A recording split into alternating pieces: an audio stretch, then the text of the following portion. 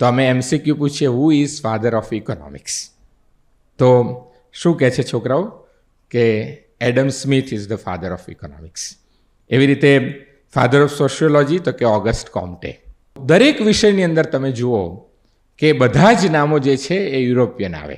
આપણને વાંધો નથી, એમણે કામ કર્યું જ છે, એ પણ સારા શોધક છે, આપણે એમને માનીએ છીએ, પણ આપણા પાઠ્યક્રમમાં કંઈ આપણી વાત તો આવતી જ નથી.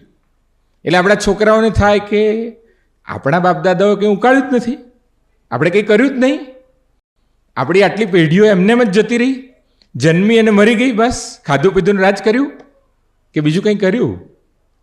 તો આ perspective, this is a narrative. અને આના કારણે શું થાય કે બાળકોની અંદર જે આત્મગૌરવ હોવું જોઈએ, આત્મગૌરવ ના આવે.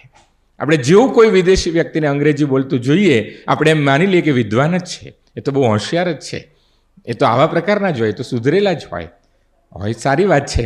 પણ કોઈ પણ કાળો માણસ જોઈએ કે કોઈ પણ ભારતનો માણસ જોઈએ એટલે તરત એમ લાગે કે ના, આ બરાબર નહીં હોય, તરત જ આપણને ડાઉટ જાય.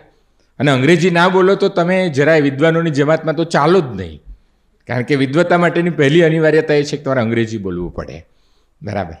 તો એ અનિવાર્યતાને સમાપ્ત કરીને તમે જુઓ, જર્મની છે, જાપાન છે, ફ્રાન્સ છે, બધા જ દેશોમાં પોતપોતાની ભાષાઓમાં કામ થાય છે. ત્યાંનું સંશોધન પોતાની ભાષામાં થાય છે. કારણ કે તમે જુઓ, સંશોધન એટલે શું? મૌલિક વિચાર. અને મૌલિક વિચાર શેમાં આવે? પોતાની ભાષામાં આવે. નવીનતા શેમાં થાય? પોતાની ભાષામાં આવે. આપણને સપના કઈ ભાષામાં આવે છે? पूरा वीडियो देखने के लिए सब्सक्राइब करें भारत कुल ऑन YouTube।